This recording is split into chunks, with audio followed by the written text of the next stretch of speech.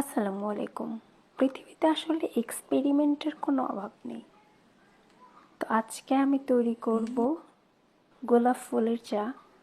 গোলাপ ফুলের পাপড়িগুলো যদিও খুব একটা গোলাপি না, জানি না কালারটা কেমন আসবে। তো আমি গোলাপের পাপড়িগুলো একটু ধুয়ে নিব, ধুলাবালি থাকতে পারে এই জন্য। একটু ফ্রেশ করে ধুয়ে নেওয়ার পরে আমি একটা বোলে পানি দিব।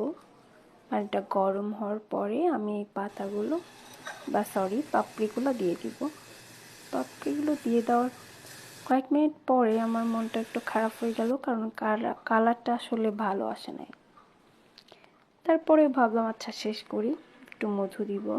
মধু শরীরের জন্য অনেক উপকারী।